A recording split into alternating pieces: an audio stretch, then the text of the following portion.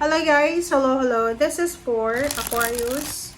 Aquarius, welcome dito sa aking channel, Kapalaran 888. First card mo, gumanon siya, di ba? So, may kailangan kang i-give up. May pinag-iisipan ka, Aquarius, na pwede 5 days ka na or 5 weeks ka na, 5 months mo nang pinag-iisipan, na kailangan mo nang isuko sa ngayon. Huwag mo nang guluhin ang isip mo. Kailangan mo na daw na i-let go. Okay, King of Swords. So, maybe this is direction. Pwedeng meron kang minamanifest na bansa. Gusto mong pumunta dito sa bansang to.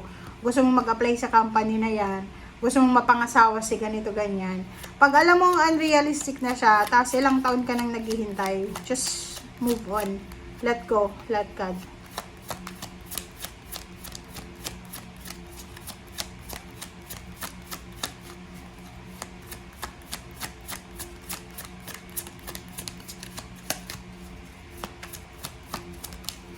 Okay, Knight of Swords. So, yun. Talagang naghihintay ka ng good news. So, maybe you're looking for or waiting for visa. Waiting for direction. Or naghihintay ka ng confirmation. So, sabi sa'yo ng baraha, i-give up mo na pag alam mo na unrealistic na. Okay? The Moon. Huwag kang matakot kasi possible na natatakot ka. Natatakot ka kasi baka akala mo hindi mo makakaya pag i-give up mo siya. Okay, pera. Sinasabi ng baraha sa'yo dito na mag-focus ka daw sa pagkakakitaan mo. Diba? Kasi yan yung magdadala sa'yo ng changes. Like sabihin kung yung problema mo is all about relationship, emotional, hayaan mo na yan, let go mo na yan kasi ito yung dapat mong bigyan ng focus. Mag-focus ka daw dito sa financial. Yung mga financial opportunities, yung source of income mo, may posibleng magbabago. Okay? Like halimbawa, masyado kang nakafocus sa love life mo na hindi ka na nagtatrabaho, nagstay ka na lang sa bahay. Dito sa barahang to sinasabi na this is a perfect timing na maghanap ka ulit ng trabaho kasi eto na yung perfect timing talaga na magbabago yung buhay mo.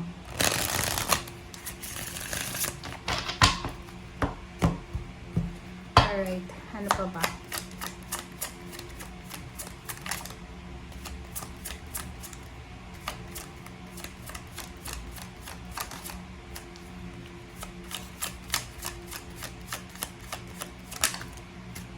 Okay. 10 of Wands. And Ace of Swords. Oh, 'di ba? Kung pagod ka na, it's either pagod ka na sa paghihintay, pagod ka na sa mga obligations, duties, and responsibilities mo, sinasabi ng baraha sa'yo na this is the perfect timing para magsimula ka ng kumilos. Kasi, di ba, pag feeling mo stagnant ka for several years na,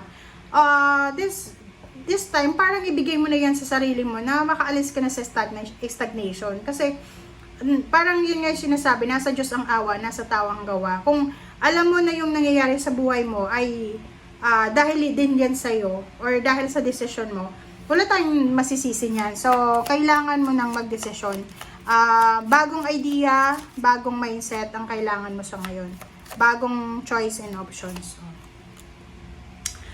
Sinasabi ng baraha sa'yo na huwag kang mag-alala kasi may mga tao sa buhay mo, sa paligid mo, na tutulungan ka. So, huwag kang mag-alala kasi tutulungan ka nila sa abot ng kanilang makakaya.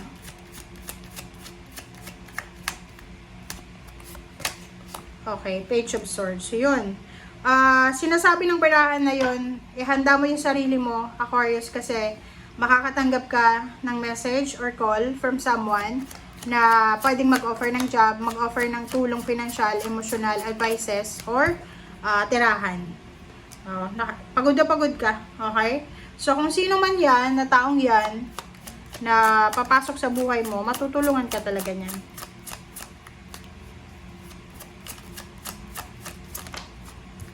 Alright, so 1, 2. Okay, so yun, wag ka nang magpa-tumpik-tumpik pa.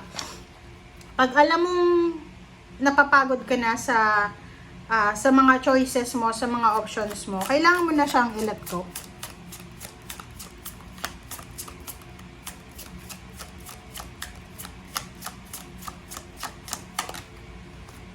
Okay, Six of Swords.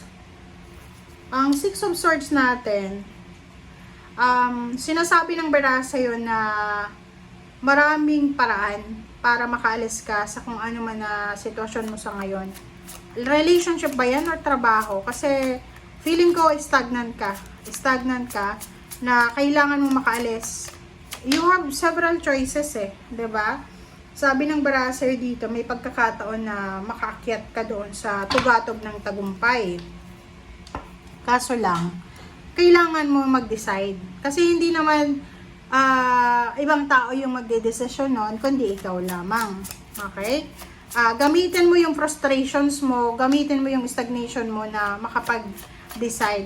And there's a saying guys na pag hindi ka daw umaasenso sa isang lugar, kailangan mong lumipat. Diba? Sabi ng Baraser dito, isa sa mga possible na magbibigay ng asenso sa'yo is negosyo. Sabi ng ibang baraha mo, sinasabi na i-give up mo yung mga bagay-bagay na alam mo na hindi para sa'yo. But, yung isa sa possible na makakatulong sa'yo para umasenso yung buhay mo is makipag-collaborate ka daw, humingi ka ng tulong sa iba, or pag-aralan mo kung ano yung dapat mong gawin. Okay? Sa usaping relationship, yun, pwedeng pagod na pagod ka na rin, pwedeng nakapag-asawa ka or may karelasyon ka na masyadong makasarili, narcissistic, or pwedeng may mga kasama ka sa bahay, kapamilya na parang sa selfish nila. So, nakikita ko sa'yo dito na you need to calm yourself, okay? Nakikita ko napakasipag mo. Napakasipag ng Aquarius na to. Wala siyang inuurungan, lalo na kung trabaho.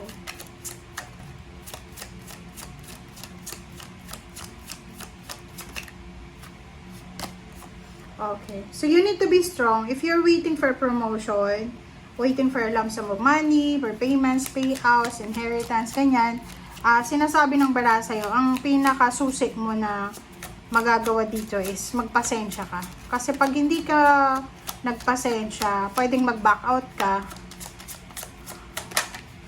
Okay. Isang direction ang posibleng ina-offer sa'yo ng universe. And ang direction na to ay kailangan mong pag-isipan. Ang reverse na, wala ka namang reverse. Ito ay, diba? Ingat-ingat ka. Mag-iingat ka kasi itong direksyon na parang inilalatag sa'yo ng universe is masyadong competitive siya. Napaka-competitive ng journey na to. So, kailangan mo talagang maging ang tawag dito? Kailangan mo talagang maging malakas. Kasi pag hindi ka naging malakas, talagang mapapagod ka. Okay? So, limbawa, gusto mo mag-apply sa isang company, sa isang bansa, make sure na handa ka. Lalo yung pag-OFW guys, hindi yan para sa lahat ha. Hindi yan pwede sa mga weak yung puso.